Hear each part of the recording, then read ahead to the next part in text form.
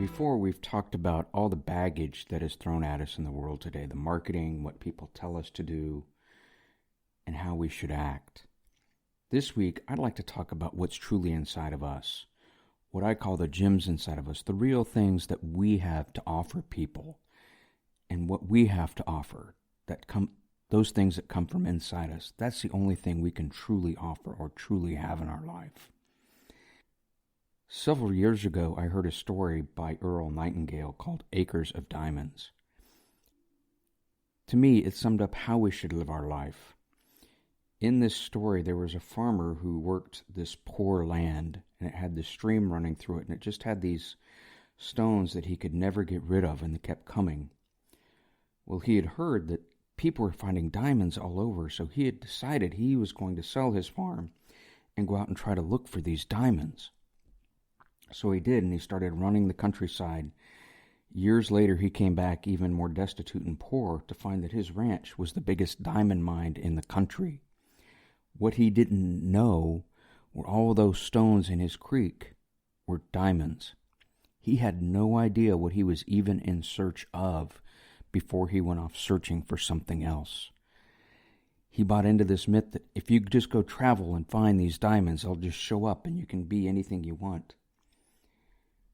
But he never took the time to figure out what he truly wanted and what he was really looking for. Had he just taken that time and asked, well, what does a diamond look like? He would have realized he had it right there. Many of us look at these marketing and advertising or hear our friends and look at what they do and think, that's what I need to have. That's what will make me happy. And it's not. We don't spend the time to look inside ourselves to go, what do I really want?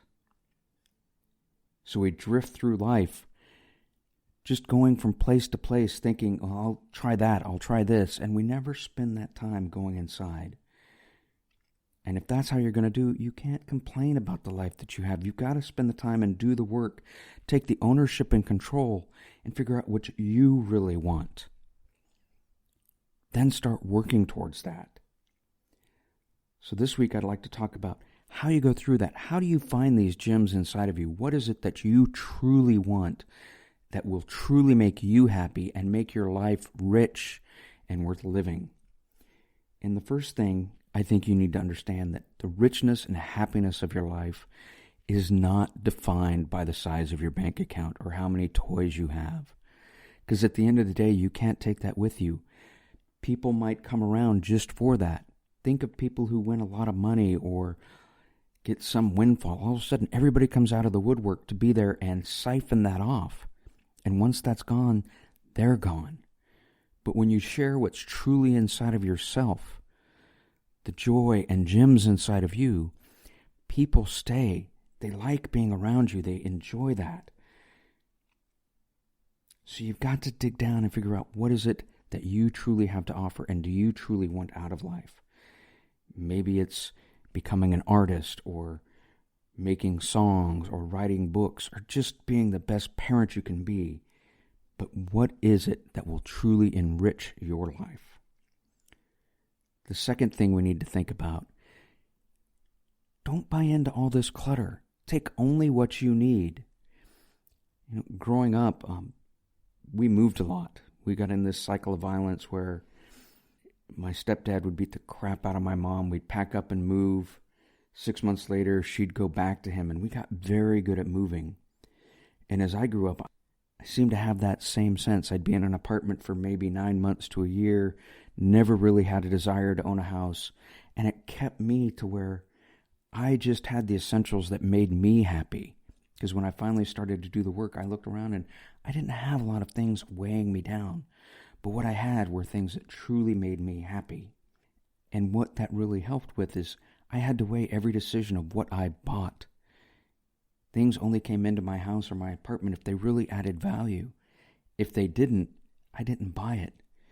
And sometimes I would do that. Oh, I have to have that new thing. Everybody has it. And then I'd have buyer's remorse, and it would just sit there. It's like exercise equipment that so many people buy. Oh, I'm going to buy it and work, and then it just sits and collects dust. And they feel bad because they look at it and say, I should be doing it. Or maybe what they need to do is just go out the front door and take a nice walk in nature. The third thing, who do you really want to touch in life?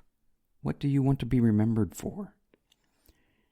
I remember a few years ago I watched a movie, Troy, with Brad Pitt, where he played Achilles.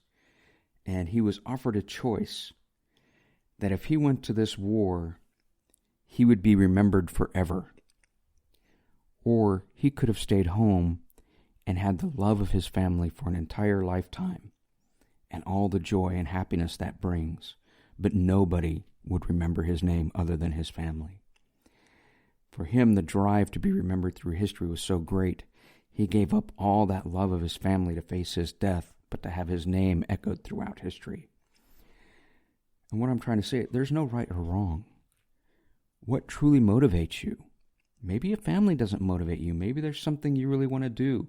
You want to be the first person to climb Mount Everest, or you want to be the person who develops that rocket like Elon Musk and go out into space. But what is it that truly motivates you? The fourth, listen to yourself. This is the hard part. We are so inundated, bombarded by all these advertisements, all these people telling us what we should do, social media and people that we think are our friends. And they might be, but they're telling us, go do this, go do that. Oh, if you do this, I think you'll be happy. They aren't us. Yes, you should listen to your friends and family, but take it with a grain of salt. Only you truly know what's in your heart, and you have to listen to that above all else. Be honest and true to yourself. The fifth thing, don't be afraid to be different. Being different's good. Think of maybe the Beatles. When they came out, they were different, but look what they did. They set the world on fire. Or other artists, Leonardo da Vinci. How different was he in his time period? I mean, he had to dissect bodies in private because that was against the law. But he had this drive and desire to learn and to study, and he moved us ahead in leaps and bounds.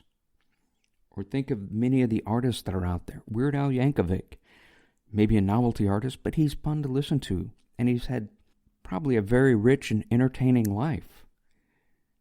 But he's different. He goes out and he's just himself, and he's happy.